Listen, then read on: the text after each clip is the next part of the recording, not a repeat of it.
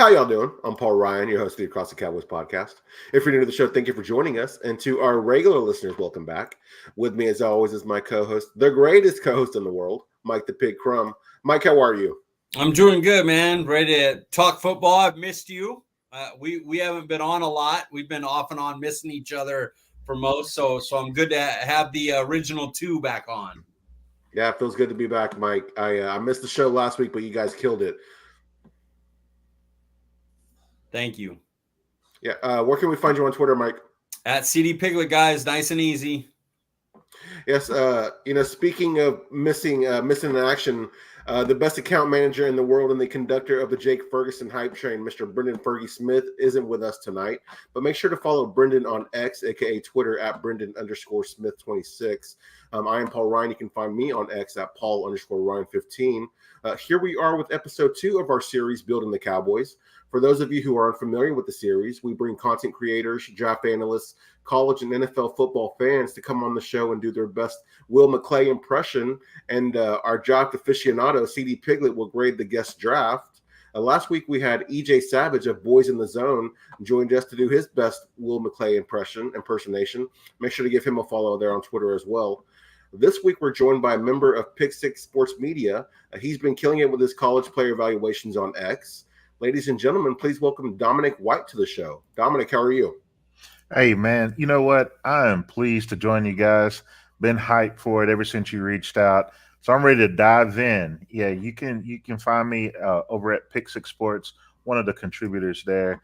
BJ Nix pulled me out of the comments of his a couple of years ago and wanted me to join the group. And so my whole point is to be able to help guys like you as I've come along spotlighting players throughout the collegiate season, but then to, collaborate with guys like you to help your platform and just to inform those that follow us and love football. I appreciate that, Dominic. Again, thank you so much for your time. And it's always important to inform and also to entertain as well. So I'm excited to talk about your mock draft tonight. For the people who aren't following you, where can they find you on X? Yeah, right there at Dom W. White. My name is Dominic White, but that was already taken, so just shorten it up with Dom W. White. And then also on our YouTube channel at Pick Six Sports, we'll start to crank up things as we get a little bit closer to the draft. And some of our guys got life stuff going on, all positives, but it is the off season. I'm the one true all-the-time draft guy as far as the guys who make it on the screen for Pick Six. So that's why I was chomping at the bit to jump in with you guys tonight. Yeah, definitely. That's your role is what Mike's role is for our show. So I'm excited to hear y'all discuss these players tonight, man. Oh, let's go ahead and get after it. I follow Mike. I know what Mike is all about. Smart man. Yeah. All right, Dominic, let's go ahead and get after it, sir. Are you a fan of the Cowboys or a different NFL team? Yeah, you know what? I am a fan of the Cowboys. I'd say they're my number one team. I'm one of those fans that was a bit confused growing up as a kid. Long story short, I was so confused about the Colts and the Cowboys when watching them as a 3, 4, 5-year-old kid. And so naturally, I just grew up following both teams. I still follow the Colts, but really my fandom is truly with the Dallas Cowboys. That's awesome. Was it the color scheme that yeah. It was the colors, and the abbreviated part of the long story was I went to the shopping mall with my mom, and we were poor, man. I grew up poor. A lot of people poor, podunk country town. Y'all can empathize with what I'm going through, but growing up a poor kid, going to the shopping mall for the very first time, and we were in J.C. Penney, and I saw a Colts hat. And I grabbed the hat and I just carried it around the store as my mom shopped, thinking maybe if she sees me with this hat, maybe she'd find some pity and buy it for me. I remember her clearly saying, "Hey, let's go over to the shoe department."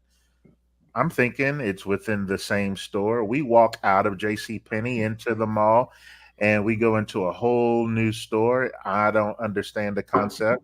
And the whole time I had this hat in my hand and she never noticed it. We then leave the mall and she was like, "Boy, where did you get that hat?" So she was scared for us to go back in to set anything off. So I got to keep the Colts hat. And then my first jersey ever as a kid was a Marshall Faulk jersey. That's my favorite all-time player. But yeah, it was the color scheme. Yeah, that I obviously everybody assumed that, but I just wanted to make it clear, of course. Yeah. What got you started creating content? Yeah, so here, my actual job is I'm a local pastor at a church, but then also I'm an assistant principal at an elementary now. So I'm an educator through and through. And after my playing days were done in high school, had the opportunity to go to college. That was never my dream to actually play the game of football. I always wanted to coach the game. So I went into college with that dream, that thought, but then ultimately I really loved the teaching side of things a little bit more. And so I chose teaching, but I wanted to get that itch out of coaching. So I helped coach some teams voluntarily at my school. And then watching my own personal athletes grow and develop based off the little bitty nuanced things that I could show them that made their game better, watching them move over to the high school, perform and do well, having a couple of my former athletes end up making it into the NFL, a couple of them playing right now as we speak, where their careers are still going. It just made me think to follow those kids as they went to high school and then went into college. So I really got into the high school recruiting world, contributing to that, helping those services out as they got to know the local talent here in Central Texas. And then, of course, while those guys are doing well in college, then I want to see what was their career going to be like in the NFL. And so around 2013, that was the first draft class in the NFL where I had followed those guys since they were in high school. So you're talking about Zach Martins of the world. That next year, I'd already known about that kid for quite some time when he was a high schooler. So yeah, that's what it's been about. So since 2013, jumping in the comments of like Blogging the Boys and various articles, having my comments and fan articles make it to the top pages of some of these spaces. Really, I always say I'm a fat kid with an opinion. So that's what I feel. I just feel like I'm a super fan of the draft. I don't consider myself an expert by any means, but I just like to talk ball and try to help anybody along the way that really want to know at least what I know. You know what's funny is you are the opposite of, the TV character where they had the PE teacher be the substitute and he didn't know what was going on. Instead, you're the real teacher that could go and actually know as much or more than the damn PE teacher and go in and actually teach those kids in PE. Yeah. And man, today, one of my students grabbed a yearbook off of my shelf and he was like, "What is this?" And I tried to explain to him what a yearbook is. And it happened to be the year where those 8th grade girls that I had in basketball, those girls were some ballers. But they just needed to know a little bit more about the game. Eventually, the starting 5 of those 8th graders, all of those girls became D1 athletes. Oh, but wow. not a single one played basketball. One went to the University of Texas, got a full scholarship to play softball. And then when she finished her softball career as a starter there, she ended up joining the track and field team as a shot put and disc thrower. The other 3 of the others went and played soccer, D1, and then one was a volleyball player. But man, yeah, from the girls to the boys, it didn't matter, both sides. And when you love to see kids excel, then you want to do whatever you can to be able to help them along their way in accomplishing their dreams. So that's why when you see me post something about players, I look at these prospects as kids because they really are kids. And while out at the Senior Bowl chopping it up with them this year, you could just feel it and see it. And so I felt, you know what, I'm going to actually share some wisdom about life to these kids, get to know them a little bit, make them feel comfortable. And I'm always positively trying to spotlight them. My main thing is I want any post of mine, if their mom or dad were to see it, they would actually comment saying thank you. And I've had that happen where I got some followers of parents of some of these top prospects like Jackson Powers Johnson.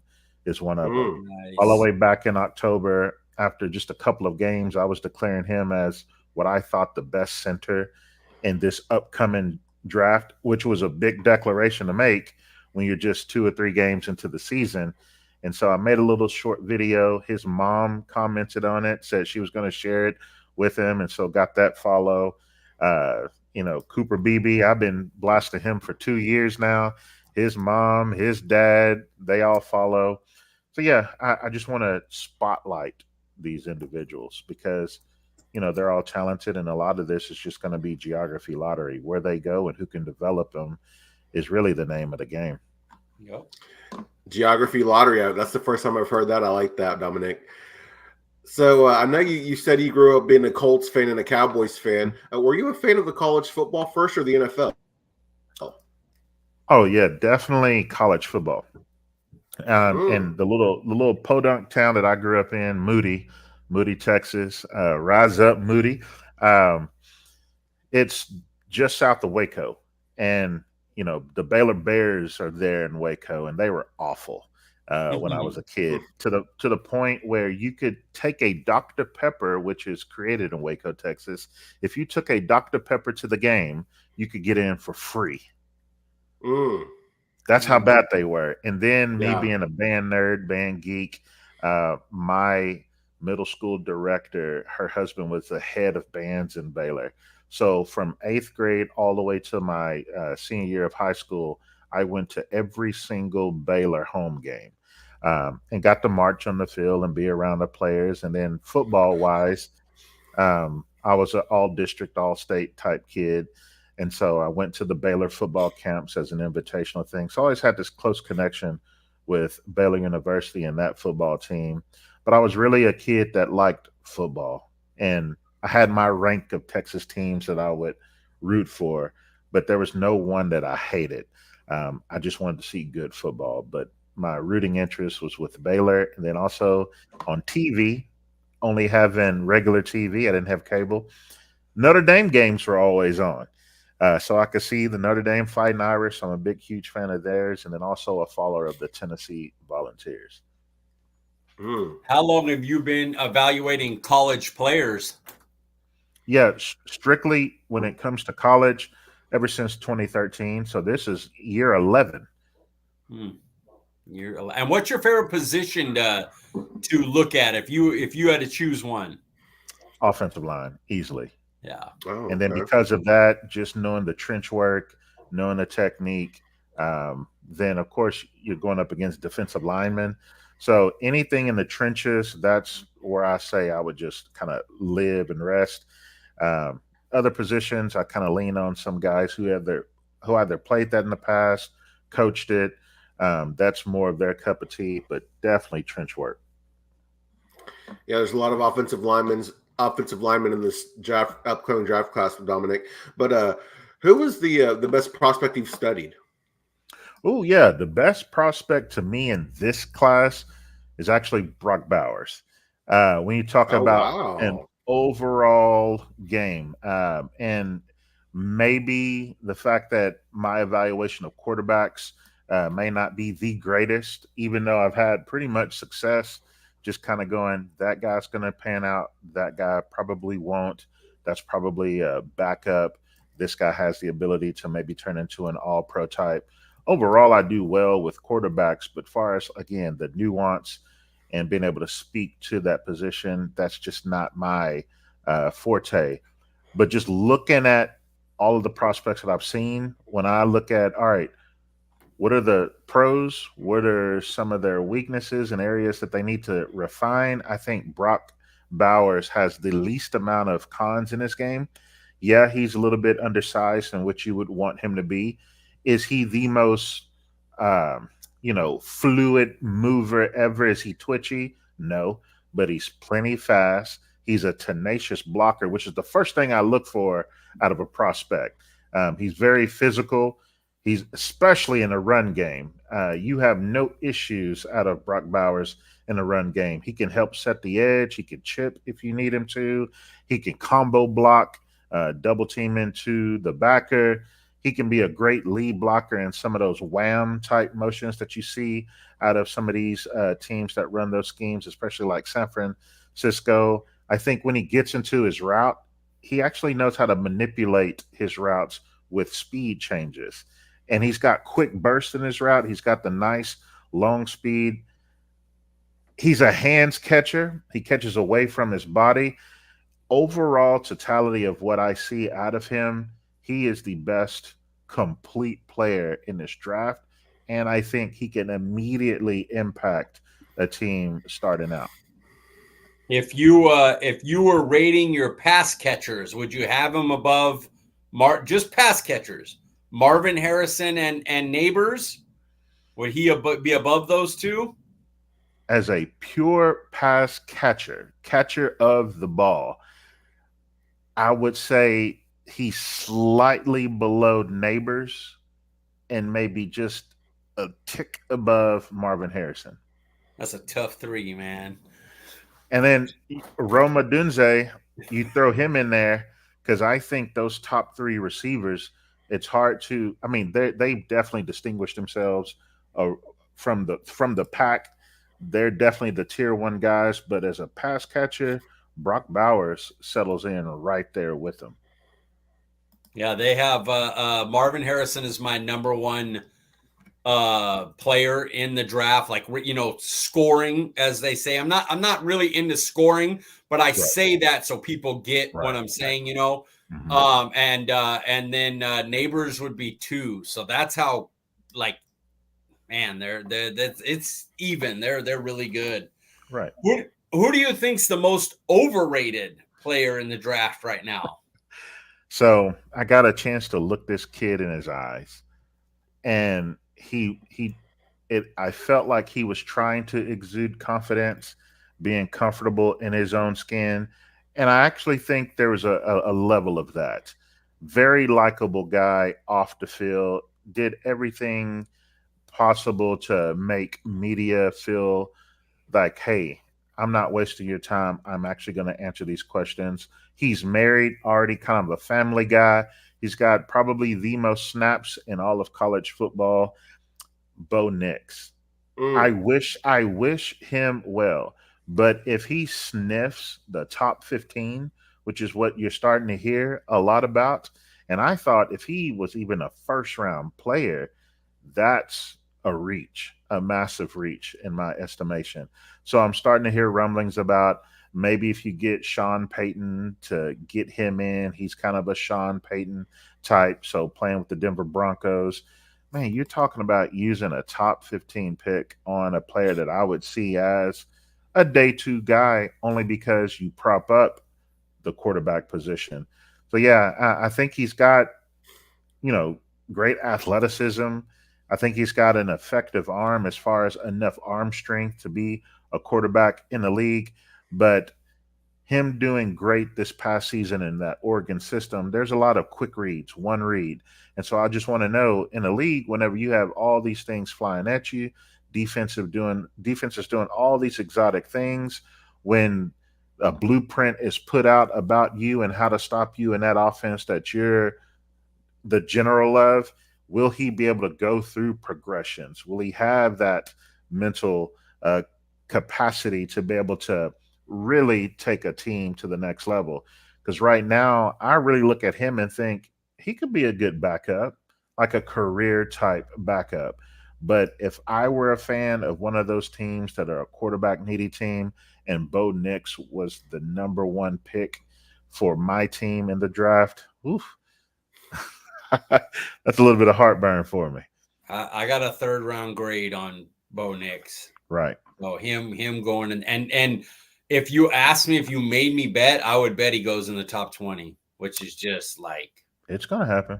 It's crazy. Which for us Cowboys fans, we want that. Please. Go ahead. Take all the quarterbacks that you want. If you want to even somehow somebody shock us and get a safety in that top 23, go by all means. Go ahead and do that. But like I said, I wish him well. I think he's a great kid, a great head on his shoulders. He's the kind of story that you root for, especially coming out of Auburn and what he went through there, making that transfer. up in his stock, I believe, when he went to Oregon. But it's a massive overreach if you're taking him in that top 15. Yep, I agree. So we talked about an overrated player. Who's someone that's being slept on in your eyes? Ooh, probably a player that I'll mention as far as a sleeper is Jermaine Burton, receiver out of Alabama. Now, Burton is a fiery character, and that could be his greatest strength, yet it can be a major weakness, because I've seen him on tape with that fiery spirit get all the guys going. And I think about a Dallas Cowboys team that kind of lacks that at times, that toughness, that guy who's going to go out there, talk his stuff in between plays, but has the ability to back it up. That's what you really want. And Burton has that. But then I've seen where he's lost it in a couple of instances, like looking at the Texas A&M game.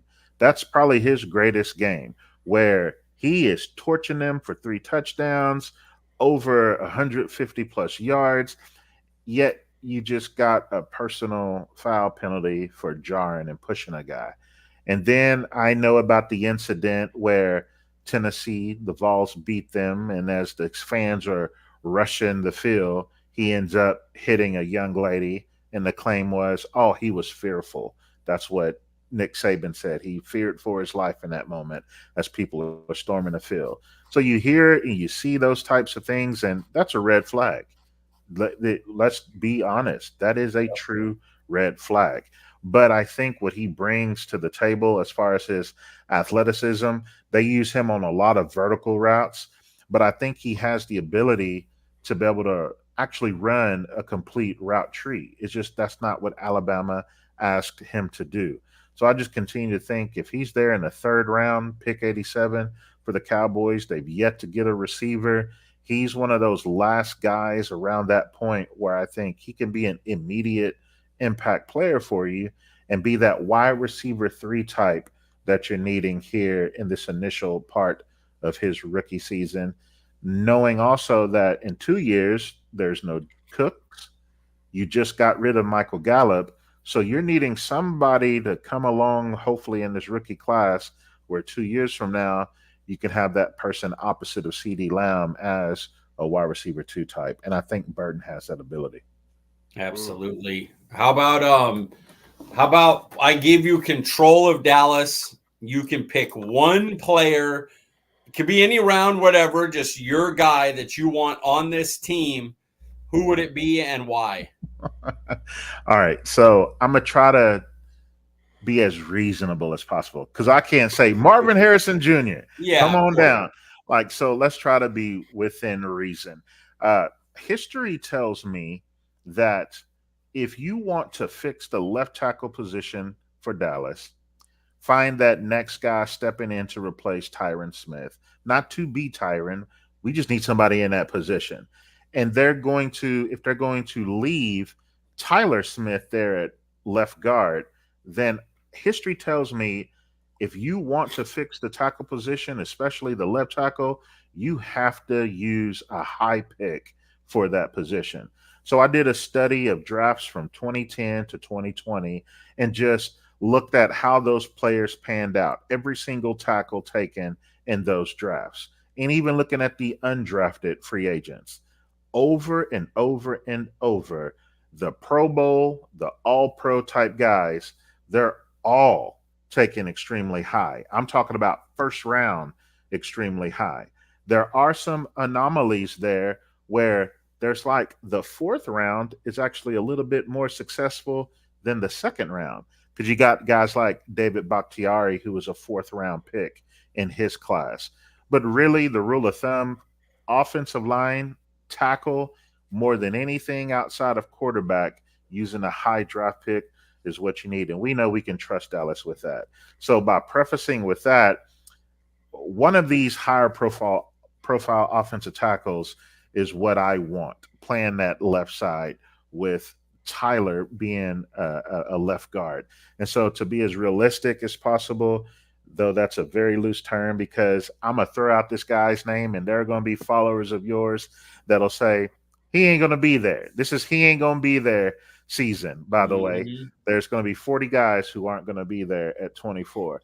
But Troy Fountainu out of Washington would be that player for me, because he has great movement skills. He has great feet.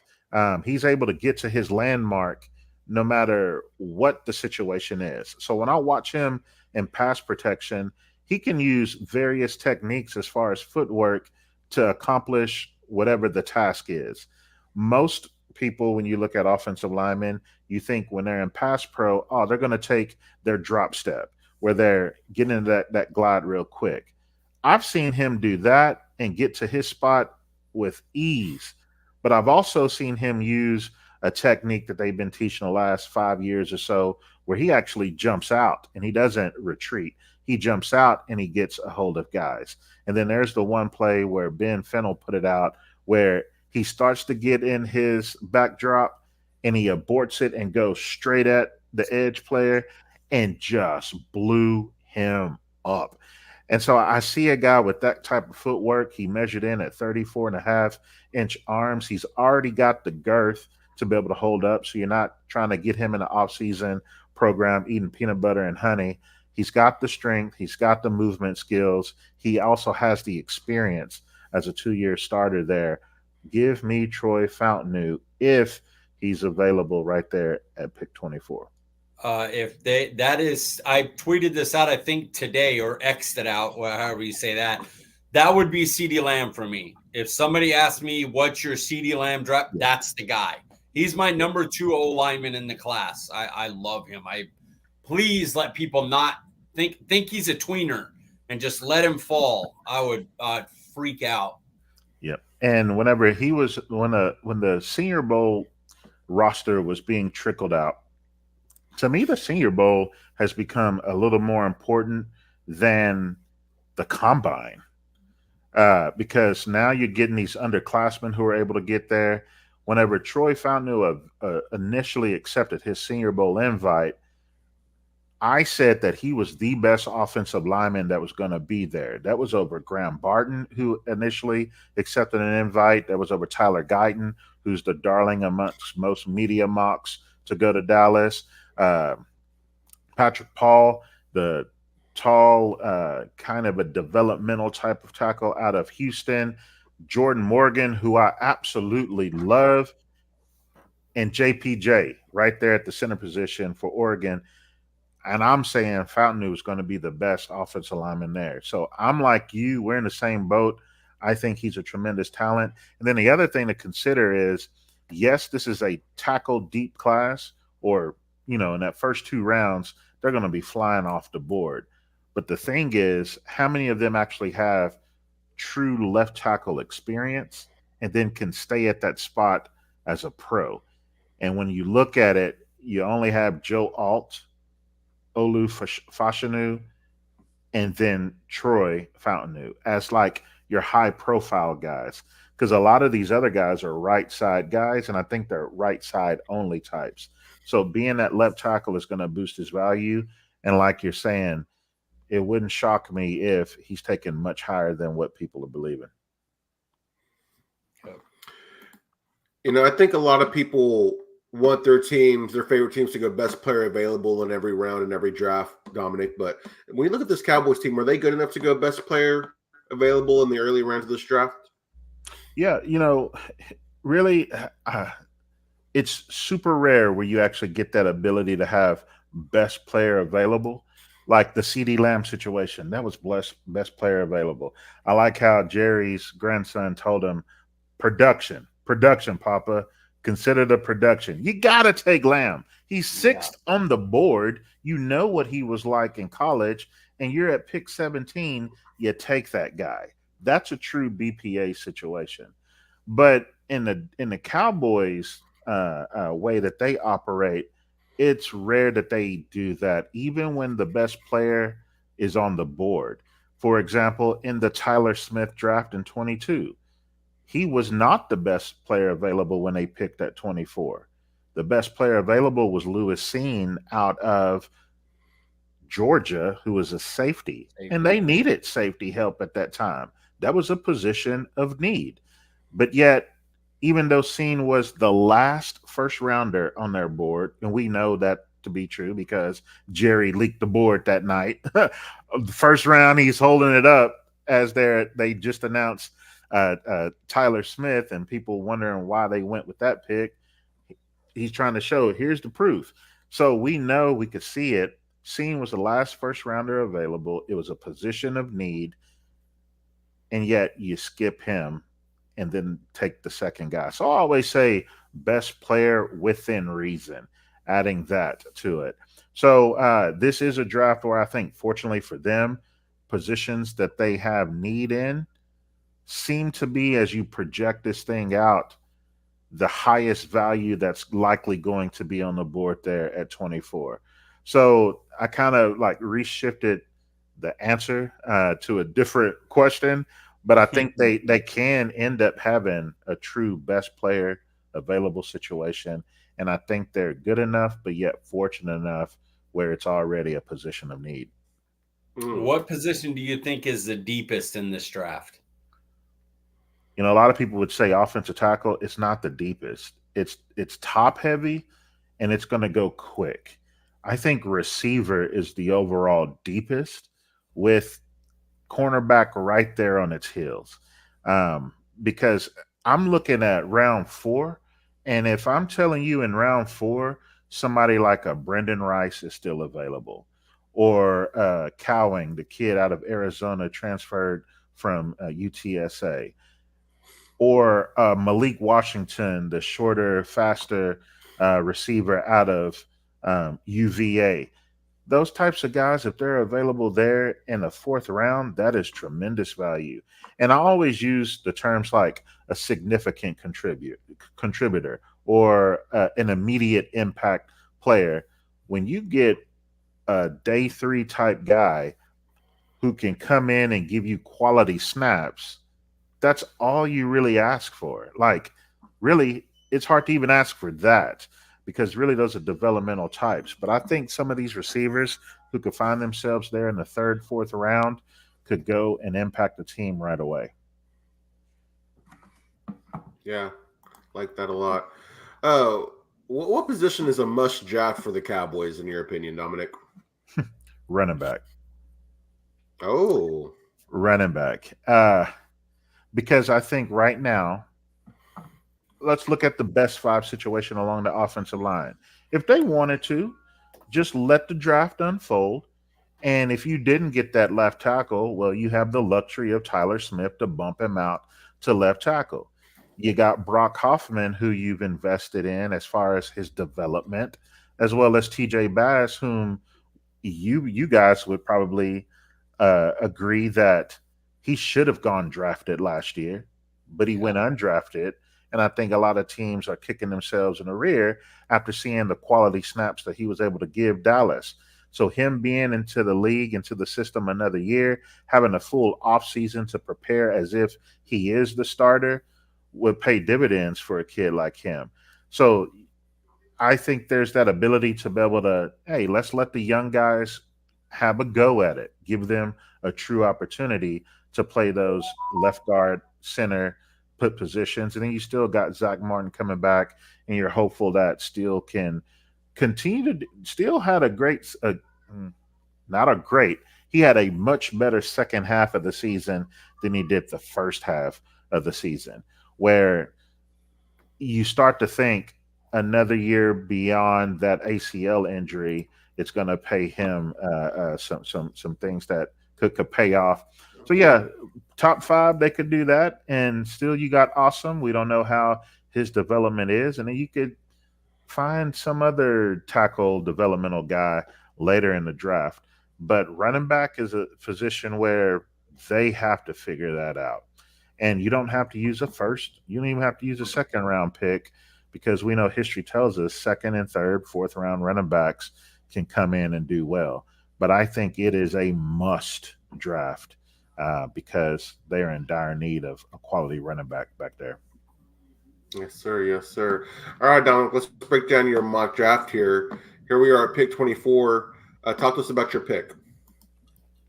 Yeah, so in this particular mock, I went and I looked at all the people that follow me and I asked questions and I've been making all types of posts. And it's a guy that I was high on ever since really going into the 2023 collegiate season. He was left tackle, but I thought, I think his best value is going to be inside at center. So in September, there was a game. I'm watching the game live, and then I see him pull all the way from his left tackle spot all the way over to the opposite side and picked up the linebacker and just blew him up. And I pointed at the screen and I rewinded it and I posted it on X. And I was like, hey, Graham Barton, bruh, I'm going to need you to move to center. he is, I think, if you really want to solidify the Cowboys' offensive line and do something that they haven't been able to do in the last 4 to 5 years with that position ever since Travis Frederick has left, I think Graham Barton can come in and solidify the interior of that offensive line for you. Because we know that time and time again, Dallas's issue in the run game was a center that just continued to not be able to displace guys off of the line of scrimmage. Instead, he was pushed back beyond the line. Or in pass pro, again, he's having the pocket collapse onto the quarterback because he simply can't anchor as well and as consistent as you would hope. But Graham Barton is that type. I think if you move him inside, he is the size of Travis Frederick, but yet he has the athletic ability and agility of a Jason Kelsey. And so I think when you have a center that can pull, because I think he is the best pulling offensive lineman in the entire class, it's a cheat code.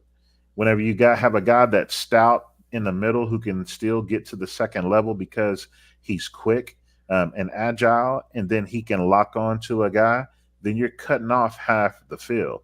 So there's great potential in having a guy like that in the very middle of your offense. And we know that the run game has been an issue for the Cowboys this last season.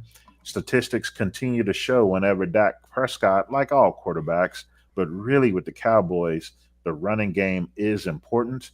I wouldn't be the type that just says run a down ball all the time, but I'm the guy that says the right kind of runs. We need the right kind of runs at the right time, but you need an offensive line who can block that thing. So in this particular draft, Troy Fountain was off the board.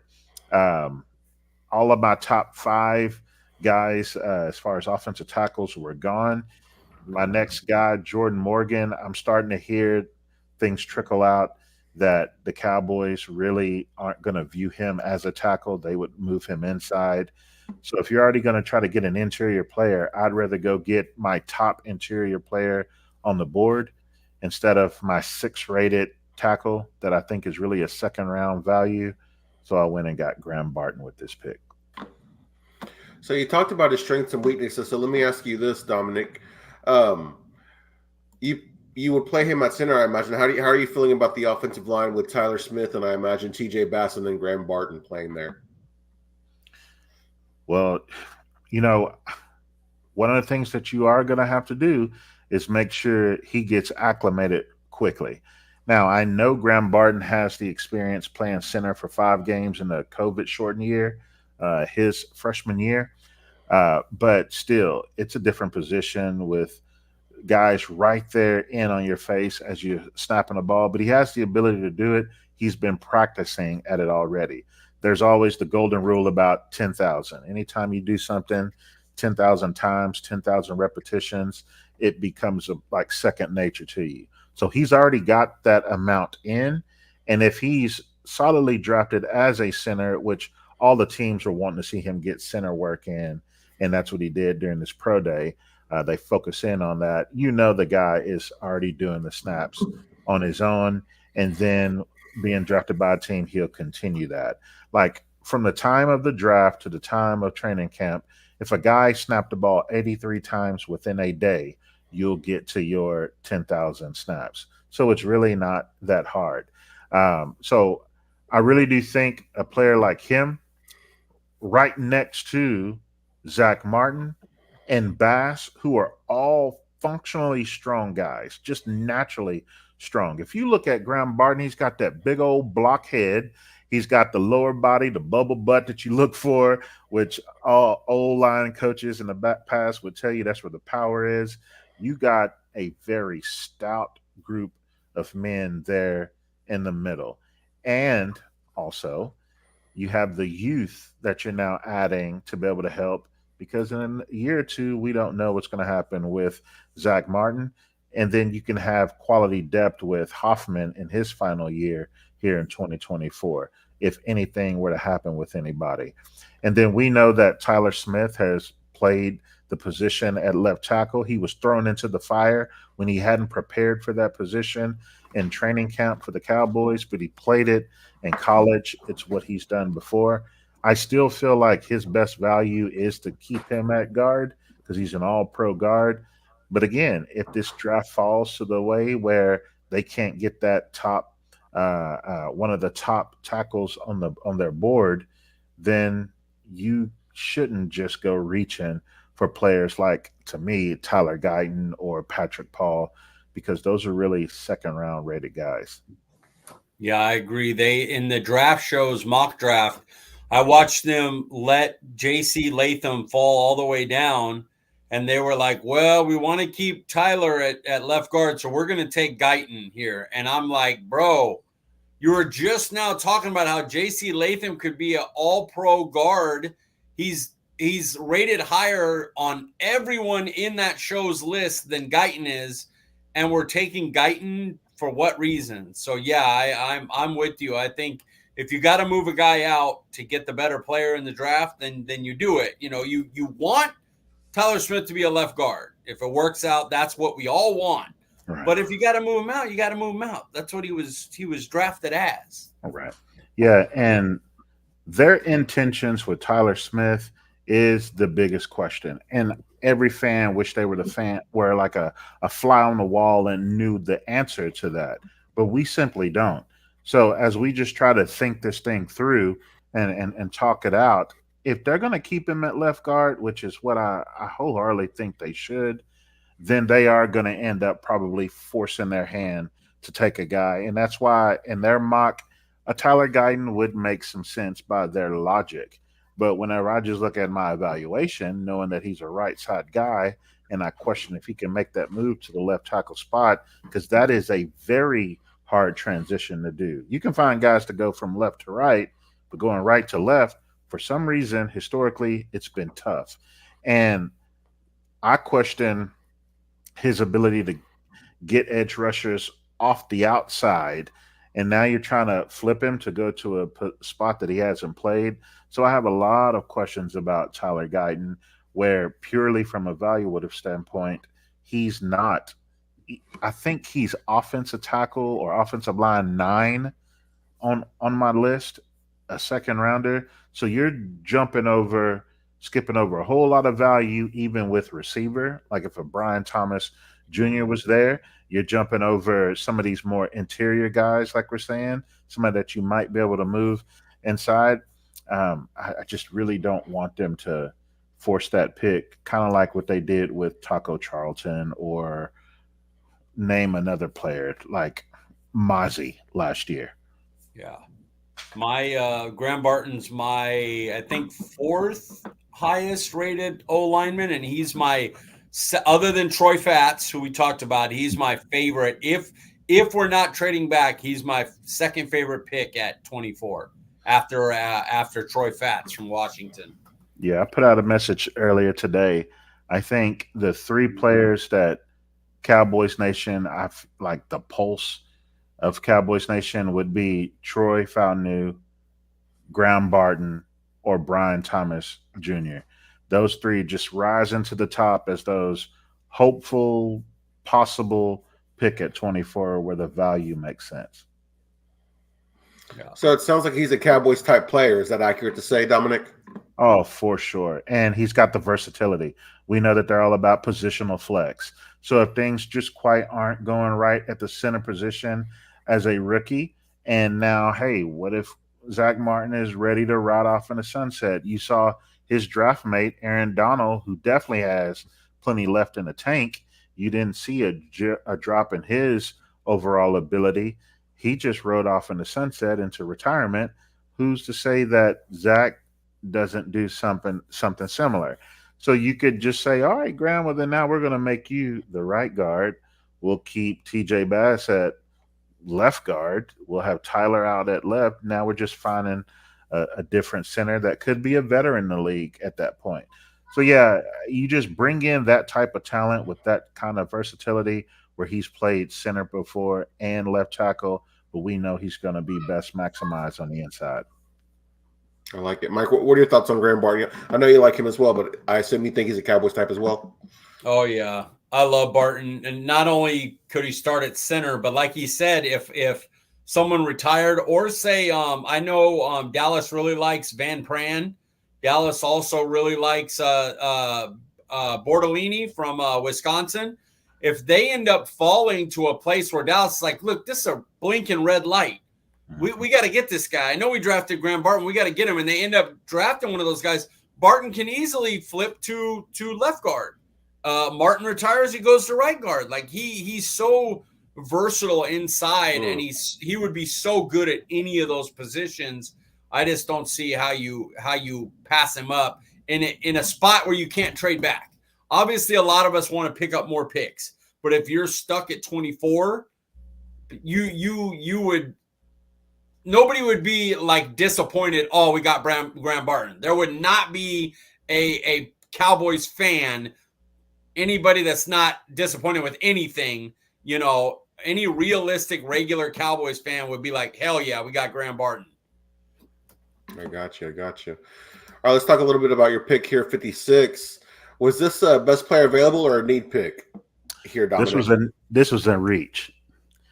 I passed over a bit of value.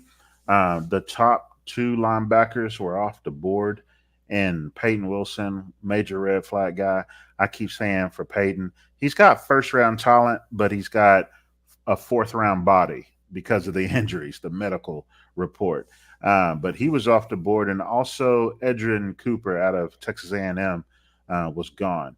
And just thinking that the Cowboys will want to add another quality linebacker that they may feel can come in and give them some, quality snaps somewhere around that 35 to 40% of the time being on the field, knowing that they need a bigger linebacker, a true linebacker, a guy that's experienced, somebody that's physical enough to take on blockers, a guy that, can be able to not be a complete liability whenever the offense is passing the ball. Because when I watched Junior Colson, he could get into his drops. He can get that depth pretty easy. He moved smooth in his back pedal. He could flip the hips. There's a tinge of stiffness as far as complete flip, but he can make all the movement skills necessary whenever he's out in pass coverage. I thought that he played under control. I didn't think that he got fooled by anything. He didn't seem like pre-snap. He didn't understand what was going on. In fact, I saw him on a number of occasions really dictating to the rest of the guys on the defense on what to do. So I think he's a headsy guy where maybe potentially at some point in his career he could be the green dot as he's manning that defense. I thought between the tackles, he was solid whenever he was put and fixed there in run defense. And we know that the Cowboys need somebody that can come and do good with run fits, be stout enough to take on those blockers and not just be completely blown out or washed out of the hole. I think he did well with what they say, like the junk at his feet, where there's all kind of chaos going on in the trenches. So though I have a really high third round grade on him, when you're picking at this point in the second round, you could potentially be getting a third round rated guy. And I went on and overshot some value just to be able to get what I felt was one of those last linebackers that can give you that immediate impact. Was this a I'm doing what I think Dallas will do, or is this this is a pick that I would make because I want the linebacker? I'll give something away. I don't consider this an A plus draft, and I'm the one who did it. And so, no, this is purely what I think Dallas would do. Because my ultimate thing of what I would do is I would get my tackle at pick 24, and then at pick 56, I like the value at receiver. I want that. I want a toy there, and then I think traditionally you can find a linebacker, you can find a running back, you can even find an interior defensive lineman in the third, fourth, and fifth round. Yeah, what are your thoughts on this linebacker class overall? And like you were saying, is there a guy maybe on day 3 that you feel like is a hidden gem possibly? Yeah, so Peyton Wilson, like I said, my number one linebacker, but the problem is the red flag with all the injuries, 11 surgeries. I got to talk to him at the Senior Bowl, the best interview that I had. The kid is locked in. He is super, super sharp, football intelligent, but also just natural smarts. You could tell he was an academic kid as well. Loved him. I think he even has great pass rush ability, which a lot of people don't speak about with him. So him being that versatile guy who can do all things that a traditional linebacker would be asked to do, I think he's the top guy. Edgerrin Cooper is my second guy. I like him moving forward right now. I question his natural instincts, especially when he's out in space. But if you just let him move forward, see ball, get ball, or let him flow as a will backer, I think that's where initially you can let him ease into the league to be able to be asked to do more Mike type things if you need him to do that. At linebacker 3, I think it's Junior Colson because of the size profile and the upside that you can get out of him. 4 would be Jeremiah Trotter. Problem with him, the size profile. He doesn't have the length. He is a shorter guy at 6 feet. I think he's right at 230 pounds. So he's a little bit lighter of a guy, but I think he has some of the best instincts in the class where he can put himself into position where some of these other guys might be able to have to wait for something to develop. He's already seeing it. He's already putting himself in the right spot to have that anticipation to get after it. And then Cedric Gray, who I think is going to be a will linebacker, talk to him at great lengths as well. He even said, like, I think my best position is going to be the will, though at North Carolina they played him there in the middle quite a bit. But, yeah, there's a couple of guys that I think later rounds would be good. Jordan McGee out of Temple.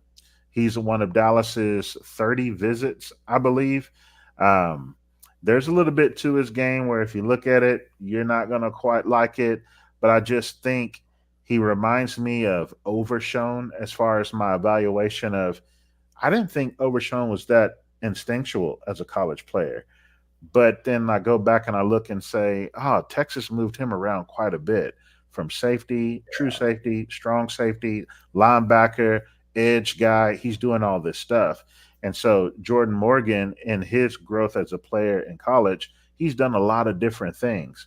So if you can just get him in, give him a position, let him grow there as a developmental type, I think maybe year 2, year 3, you might have something as far as a quality contributor for a team. Love to hear it. So Junior Colson, is he a Cowboys type? Definitely when it comes to size profile, like it's almost shades of going back to the old school approach. And then look at the sticker on the helmet. Yeah. He's a Michigan man. So it could continue that streak of going up to Ann Arbor, taking one of their players. I know Cowboys fans don't want to hear that, but it's all about getting the right player. Look at the actual evaluation that you have, because there are a lot of Michigan players that have come out and done just fine. But a couple that the Cowboys have, either their career has started off real slow or with the taco situation, it never really got off the ground. Mike, what are your thoughts on Junior Colson? Obviously, I think Dom here kind of said it ahead of time. This feels very Cowboys, but not very us. I'm not going to value linebacker that high, especially once we sign Kendricks. And I'm looking. Everybody knows I am a number one DeMarvion Overshown before he was ever drafted by Dallas. No idea he was going to us. I said he couldn't. I had a 3rd round grade on him, but I said he could end up being the best defender in the whole draft if he got the right coach. So I'm big on him, and I don't know if Colston could start over Clark year 1 to year 3 because Clark's gotten, it's 3 years in the system now. So bringing him in value-wise, you're more making a pick towards next year. And if I'm making a pick towards next year, I'm looking at wide receiver Cooks, DeMarcus Lawrence defensive end, and J. Lou at corner, 3 more premium positions. So obviously I'm right with Dom. This feels very Dallas. They like taking early linebackers. It's not our thing. I don't like the value. The players, no problem with the player. Player is about right for 56. That's about where you'd want to take him if you want to get him. I just think there's going to be better players at more premium positions and higher needs. We just are not likely to need a starting linebacker here. With Kendricks there, it's somebody we can get later and develop. So I think we're on the same page. Right. Dallas, probably us. We will complain a little bit about that. And you didn't ask the question. You asked it of who do I think is like overrated. One of the players that I think is most disrespected is Keon Coleman. And if you were to tell me somehow, some way, because of the slow 40 time, because of the lack of production, really, when you look at his career, 700 yards per season, that's not blowing anything out of the water. And then being a hands catcher type, if you were to tell me Keon Coleman makes his way to 56, man, I'm dancing. To me, that's like Diggs type stuff again, where he made it all the way to 51 for Dallas. Or you can tell me a guy like Malachi Corley is on the board, where he reminds me of, everybody talks about Deebo Samuel. I think he's more like Golden Tate, as far as that tough like mentality. But I think you can be able to use him however you really want to use him, like a Deebo type. I get that comparison for sure, with like that barrel chest, the strength, the yak ability, all of that. But getting players like that, or like a Jalen Polk, the other receiver out of Washington, there in the 2nd round, that value is so much greater than a linebacker that I think that's going to be available. So that's why I'm like, yeah, give me that offensive lineman 1st round. I trust y'all when y'all do your offensive lineman picks as Cowboys. But you give me a receiver in the 2nd round in this class? Corley would be – I don't even want to get into it. It's wide receiver, offensive line at 24, or my ideal would be trade back, then go offensive line. True. Then your next 3 picks can be wide receiver, running back, and then another offensive line or a defensive line or whatever if you want. But I'm trying to pick up that extra pick so I can guarantee myself like the value's too good to not get a wide receiver in that area. Right. I'm with you. You preaching to the choir, man, and I'm the preacher. So I'm sitting in the choir right now, and you preaching. I'm not going to try to sing. It would be bad. All right, here we are at pick 87, Braylon Allen, running back, a must-draft position for you, Dom. Can you talk to us a little bit about this player? Yeah, I have him as my running back 4 on the board. I don't have any running back that I truly feel is worth a top 50 pick. But history tells me there's going to be at least one running back taken in the top 50, possibly even 2. You just don't see it where the top running back off the board is going to be there in the late 2nd or 3rd round. But I do believe once the running backs start to be picked, there's going to be a nice collection of anywhere from 6 to 8 running backs taken on day 2.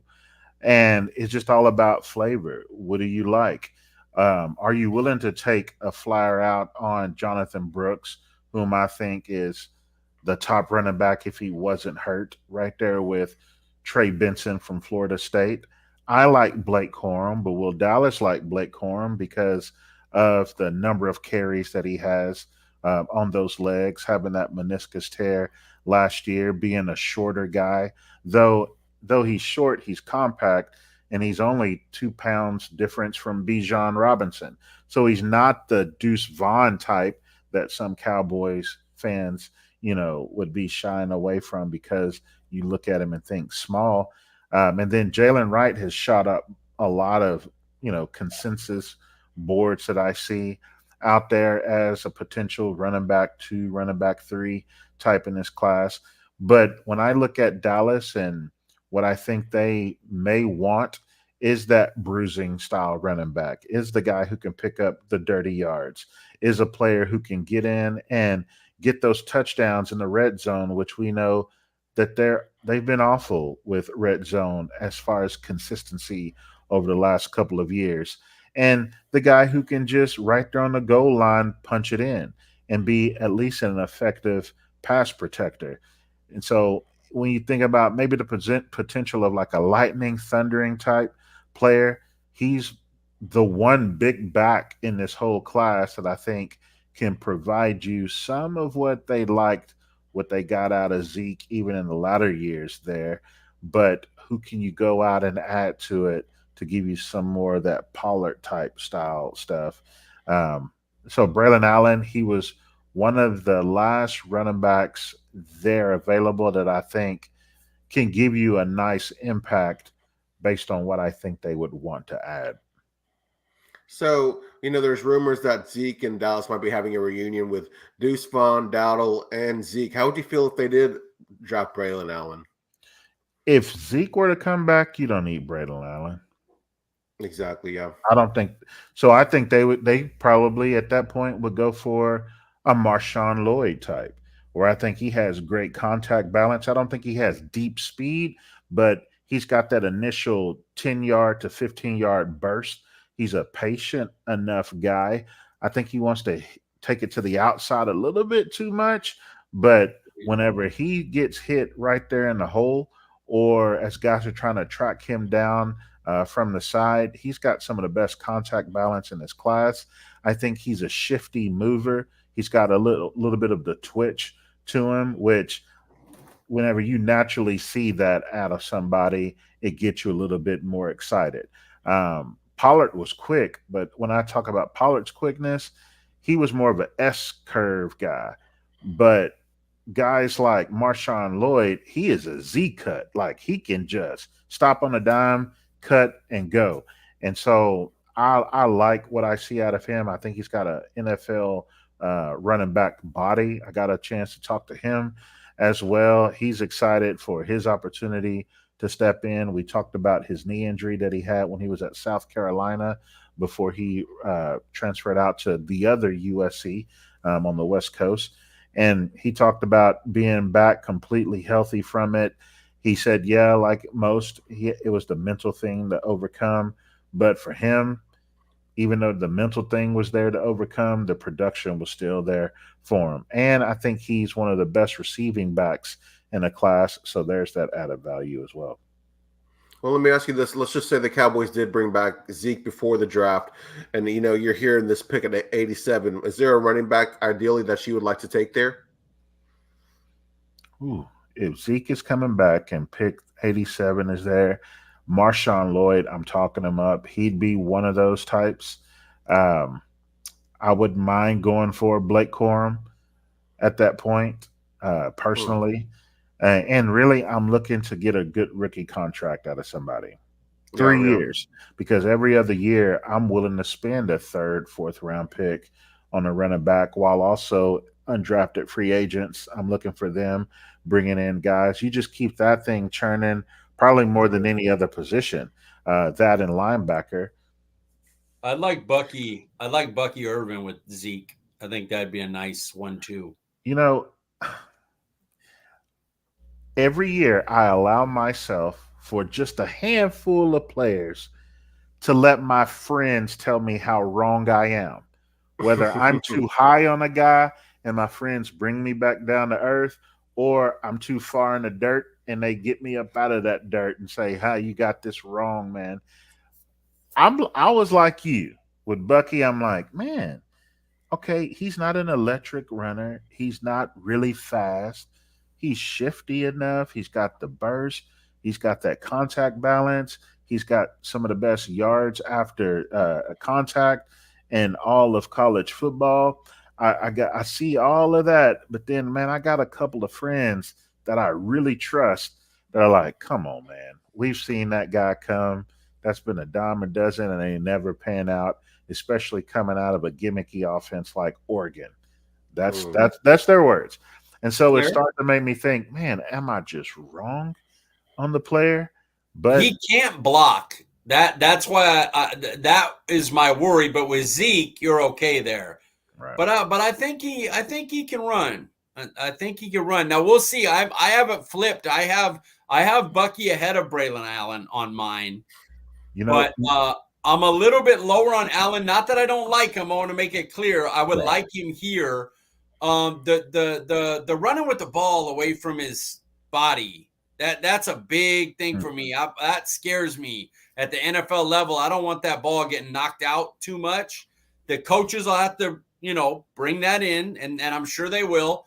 And then it's weird because he's a big power guy, but he doesn't win by running with power, if that makes sense. Like he's not a run you over guy. He's a good interior runner and he's good with his size, but his size doesn't translate on tape to like knock you over, Derrick Henry guy, power guy, type of dude. A funny thing is he obviously, Ezekiel Elliott was a top 5 pick. He was a little better.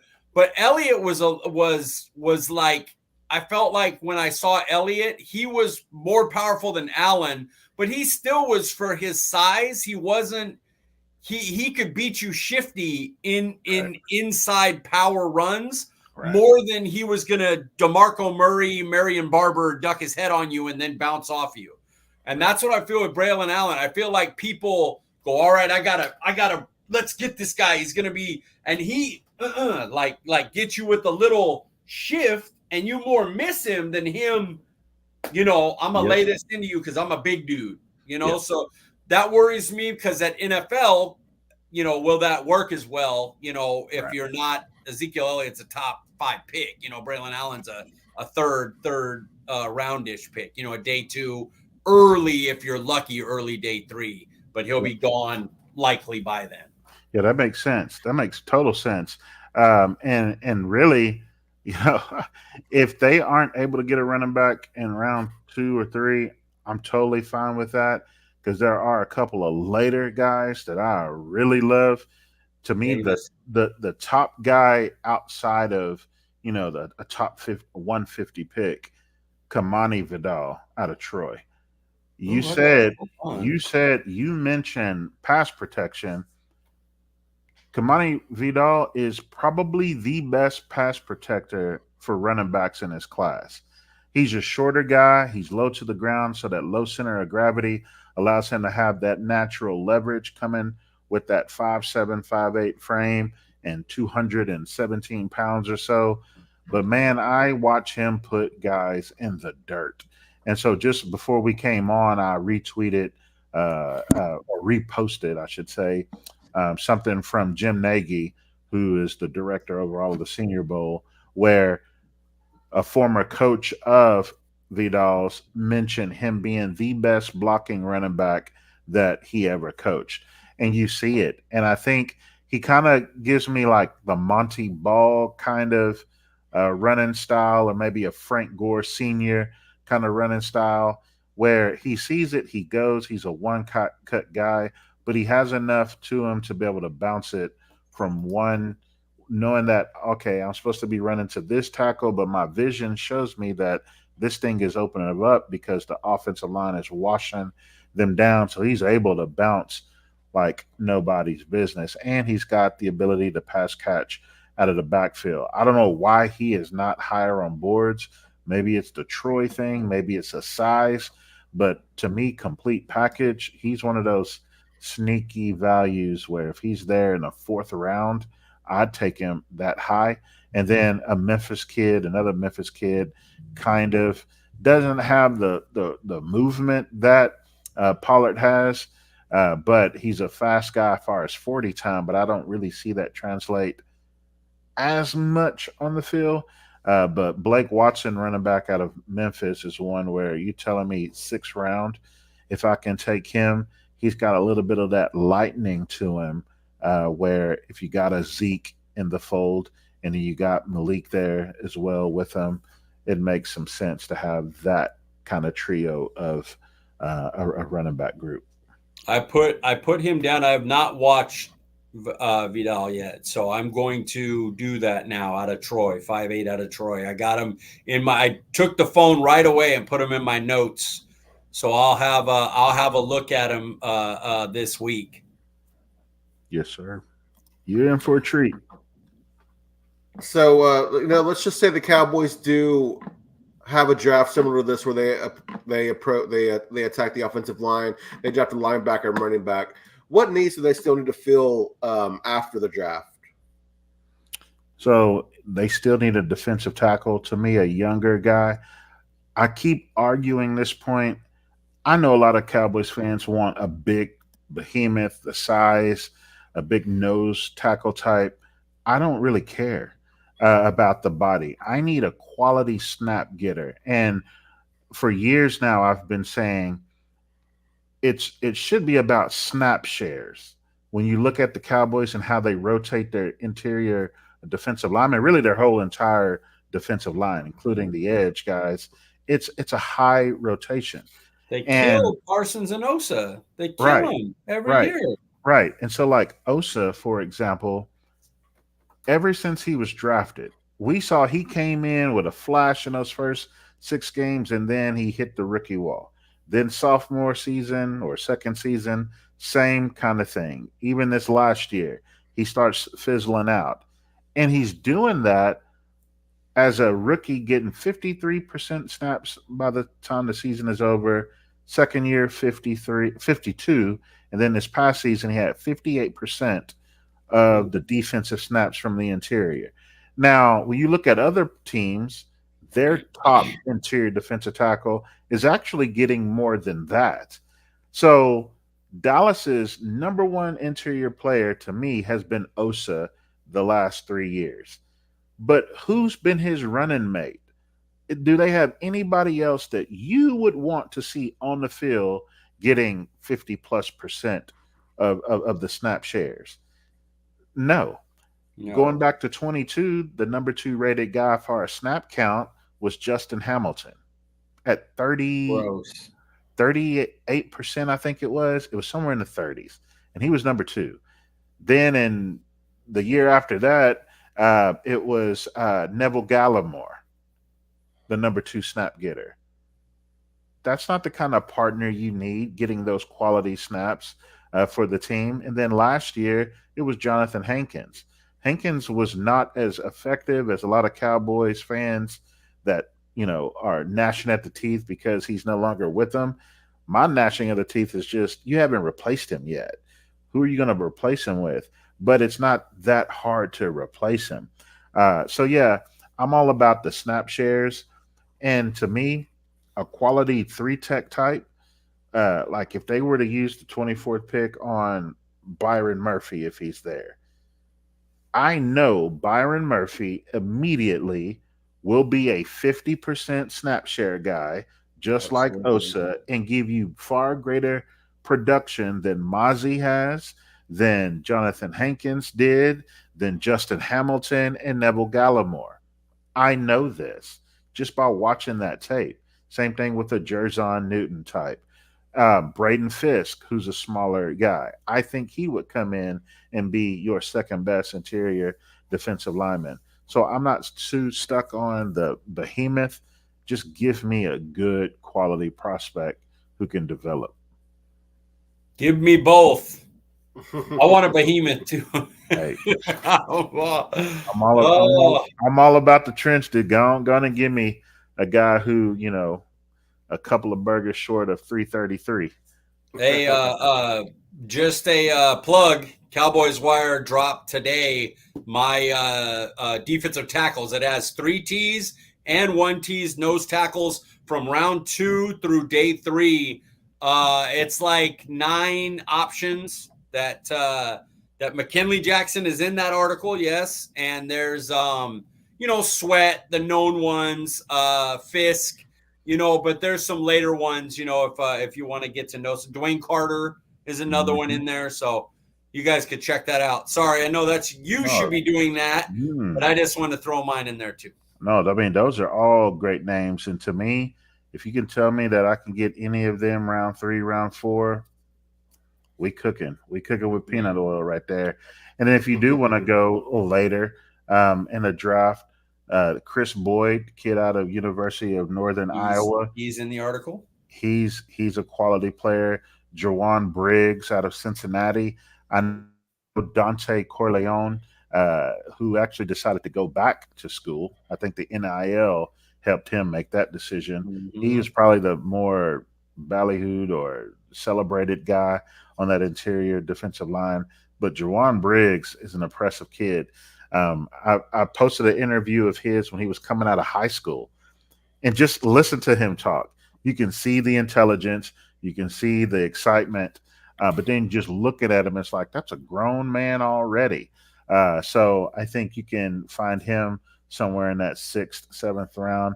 And like Mendoza's saying right there, Evan Anderson out of FAU, I believe it is, big, tall, style body where you think he can be a 2-gapper for the team, more that nose tackle that you're looking for. Mason AA Smith is another one that's like, he may not be ready right away, but in 2 years, he could be one of those disgusting, like, real players. I'm glad you said that, because I know the same people that watch this show follow us. They're watching the draft show, the Cowboys guys, love them. Hit up a couple of them in the back channels, got nothing but respect. But we all, with these platforms, we tend to, influence people's thoughts. And sometimes people don't do their homework and they just trust us. And so they run with whatever we say. And I know that a lot of people are running with what Broadus mentioned about Mason Smith, with Broadus being a former alum of LSU, and he's not really that high on him. Well, I'm not that high on him either to put him in the top 4 rounds or so. But if you're telling me in the 5th round I can get Mason Smith, a guy who is a former number 1 high school athlete, number 1 in the state of Louisiana, 5-star kid. Freak show. His issue has been health. He's now been healthy the last year or so, and I watch him time and time again. He can get off the ball. He's got the length, being a 6'5", 6'6" kid at 306 pounds. He's got the functional brute strength. He's often been able to see over the line, being able to lock guys out. His only problem is, bruh, just shed. Just shed. Yeah. Find a secondary move, something, have some kind of hand savvy to shed, to then go get after the quarterback as far as more pass rush ability. But I think what he already has, those functional things that he already has, the fundamental parts, makes for a great 2-gapper, where you're talking about locking and now being able to get your vision to where you can go wherever you need to go, or just plug the hole, where he's good with that lateral pressure coming on him, which is something that Mozzie has struggled with so far in the league, whether he was 290 or still at the 320 pounds that he once was. He's always had a problem with that collapsing pressure coming outside of his periphery. But Mason already has that. So he's a strong, stout guy where, 5th round, and in another 2 to 3 years, what he could develop into, he reminds me, if you followed me, there was a defensive tackle that I championed all offseason, hoping Dallas would spend the money on the one player, but he went back to the Colts. And so it's like Grover Stewart. Man, see him in the middle of Dallas defense would have been something beautiful. And I think this kid has a little bit of that Grover Stewart in him. And Grover didn't come into the league taking it over. It took him 3 years to get to where he was. And now he's made himself into a 3-contract guy making all these millions of dollars. Okay, Paul, sorry. I know we're pushing an hour. worries. You can't put me and Dom in here and think it's just going to go quick. It's just not going to happen. I missed this, so I'm learning a lot, man. Don't apologize. I think it's on you, though, my friend. Oh, is it? Am I grading? Nope. We are. What was your approach in this draft, and knowing you were drafting for the Cowboys, Dominic? Oh, Yeah, just position of need, really, and I think they're going to at some point. They always go overboard. They overdraft. They jump for the need, and I think it's going to happen in round 2. Or it could be an injured player that they go with in round 2. Maybe that linebacker from North Carolina State, Peyton Wilson, is there. Maybe Jonathan Brooks, where the stars are starting to align, where he could be that. Second round, they're gonna do something which follows their typical, oh my goodness, that guy.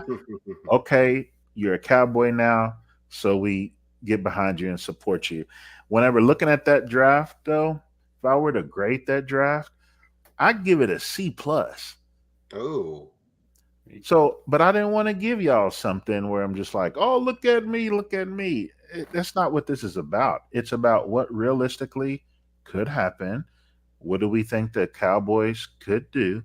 Because year after year, there are players that I love, and they didn't care for them at all, and they passed them by. And then there are the times where it's somebody I do love, and it meets, and they actually go out and get the player.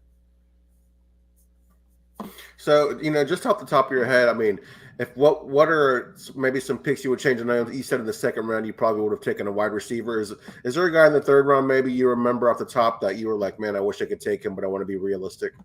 Well, the running back was going to be Marshawn Lloyd, but then I thought, I don't know if they're going to like Marshawn Lloyd, so they need somebody with a little bit more meat on him. So I went with Braylon there. I got you. Did the Cowboys get better after this draft?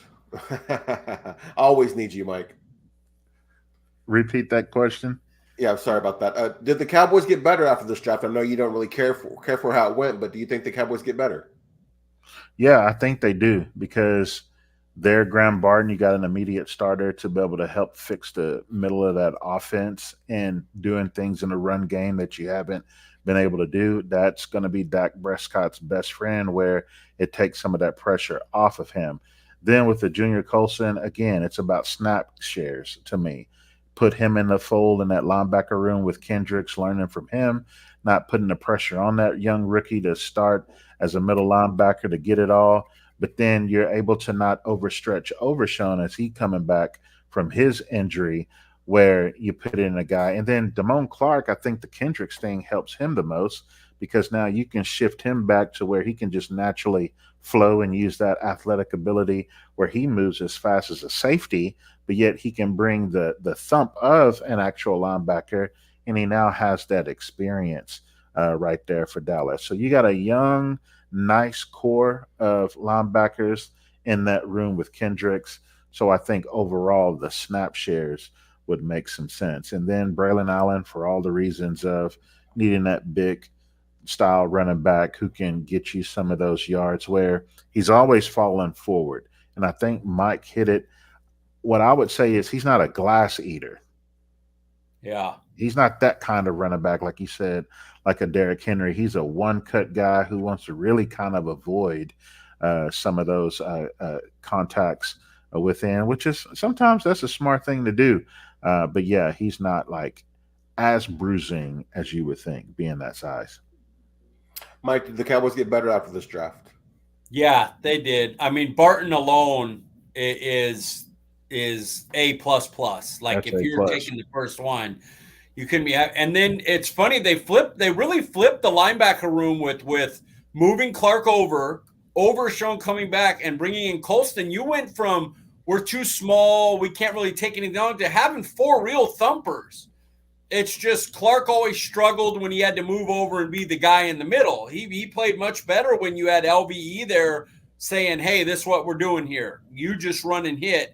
And then you all know what I think of Overshone. And then Colston is another run and hit hard guy. So you kind of flipped them from hey, we're trying to stop the pass. We're smaller. We're getting in zones and covering tight ends and stuff, to now we're going forward and hitting people. So that's a good one. And then we need a back. And say what you will about Braylon Allen. People think you can criticize people and still like him. He is a guy you can hand the ball up to 20 times and he'll be fine. He'll be a productive running back. So, I mean, yeah, they got better. All right, Mike, what's your grade? Oh, excuse me. What changes, if any, would you make to this draft? Well, it's the same as, that's why I'm saying you didn't need me. 1, C+ is almost an exact grade because Barton is great. And then the other 2 positions, we would probably both like more valuable positions, not to crop on the players, just wide receiver, edge, DT even. I mean, you could wait later than DT, but even the DT kind of elevates the linebacker a lot of times. So even then you could flip him in. So, yeah, we would probably change to better, more valuable positions. And that would be the changes we would make. Wide receiver a little earlier. Maybe you can get an edge or a cornerback instead of having to get a running back early. You know, that would be stuff we would want to do. Top 100. All right. So Dominic gave his draft a C+. Mike, do you have any changes to make to that, or where are you at on that? I absolutely agree. I think he's right. I think it's a Cowboys style draft where you love the first round pick and then you're hoping past that another 1 or 2 guys hit. And the funny thing is Graham Barton, what will likely happen is Graham Barton will be an A+ hit. The second and third guys people complain about for 4 years, even if they're decent starters because they're top 100, and they'll hit in the 5th round on a guy, and everybody will be like, well, see, we got our 2 big-time players. This team's an elite drafting team. That is almost exactly what would happen with this draft. That's exactly it. Well, again, Dominic, saying this again, but I can't thank you enough for your time and the knowledge. Really enjoyed this discussion. Before we get you out of here, share any and all content you're creating and where we can find it. Yeah, so again, you can find me on X at Dom W. White, then also over at YouTube with our Pick 6 Sports Media guys, BJ Nix. Follow him for sure. Mendoza in the comments. Definitely follow him on Twitter. It's at Oh My Word 88, I believe. So go look at him. Professor O, Matt Owen is another that chops it up with us at the Pick 6 game.